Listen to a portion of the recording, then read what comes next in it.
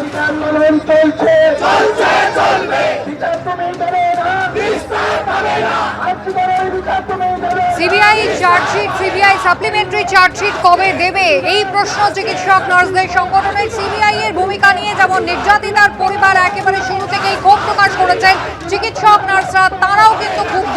কেন শুধুমাত্র একাই সঞ্জয় রায়কে গ্রেফতার এবং মূল অভিযুক্ত হিসেবে দেখানো হলো এই ঘটনায়, বাকি যাদের নাম সামনে এসেছে কেন তাদের জিজ্ঞাসাবাদের জন্য ডেকে পাঠানো হলো না? সাপ্লিমেন্টারি চার্জশিট এতদিন হয়ে গিয়েছে, এখনো কেন সিবিআই প্রকাশ করছে না এই প্রশ্ন তুলছেন সকলেই। অন্যদিকে কলকাতা হাইকোর্টে কিন্তু আজকে এই নিয়ে সিবিআই কে বিচারপতির প্রশ্নের মুখেও পড়তে হয়েছে। হিন্দল দেই আমাদের সঙ্গে রয়েছেন এই মুহূর্তে। হিন্দল, যেভাবে ব্যারিকেড দিয়ে চিকিৎসক নার্সদেরকে আটকাচ্ছে পুলিশ, সেক্ষেত্রে আদৌ কি ভেতরে তারা যেতে পারবেন সেরকম সম্ভাবনা কি আদৌ রয়েছে? দেখো, ভেতরে যাওয়ার কোনো সম্ভাবনা নেই, কেননা তোমাকে বলে রাখি বিধাননগর পুলিশ কমিশনারের তরফ থেকে পুলিশের উচ্চপদস্থ কর্তারা, পুলিশের বিশাল বাহিনী, তারা কিন্তু সেই চিকিৎসক এবং নার্সদেরকে একেবারে সিজিও কমপ্লেক্সে ঢোকার যে মুখ সেখানে কিন্তু তাদেরকে আটকে দিয়েছেন। এবং এখানে কিন্তু পুলিশের তরফ থেকে বলা হচ্ছে সিজিও কমপ্লেক্সে তারা কোনো রকমভাবেই প্রবেশ করতে পারবেন না।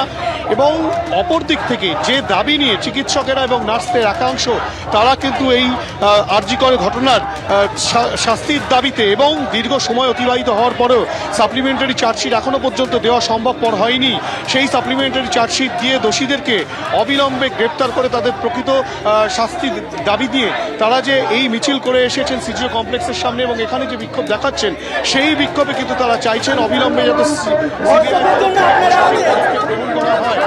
সেই দাবি নিয়ে তারা সিজিও অভিযান করেছেন, কিন্তু সিজিও গেটের সামনে পুলিশের বিশাল বাহিনী রয়েছে।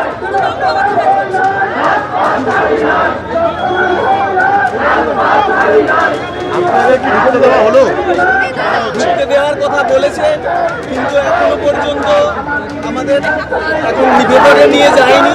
এবং এখানে যে আমরা শান্তিপূর্ণভাবে বিক্ষোভ দেখাচ্ছি, এখানে বারবার এসে তারা ঝামেলা করছে, আঙ্গুল তুলে উদ্যতভাবে কথা বলছে। যখন ধর্ষককে বাঁচানোর জন্য তাদের প্রচুর সময়, কিন্তু এখানে জনগণের জন্য তাদের কোনো সময় নেই।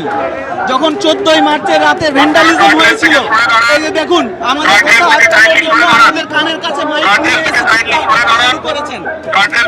যখন এই তদন্ত চলেছে, এই তদন্তে পুলিশ যে সমস্ত তাহলে কাদেরকে তারা আড়াল করতে চাইছে? এই সাপ্লিমেন্টারি চার্জশিট অবিলম্বে দেওয়ার দাবিতে আজকে আমরা এখানে সিবিআই এর কাছে এসেছি। ভেতরে প্রবেশ অবশ্যই আমরা আমাদের বক্তব্য জানাবো সিবিআইদের কাছে।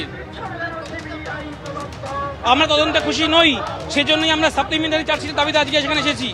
আমরা মনে করি সিবিআই ও প্রকৃত দোষীদের আড়াল করছে। তদন্ত যেভাবে করা উচিত তদন্ত সেভাবে তারা করেনি এবং এখনো করছে না।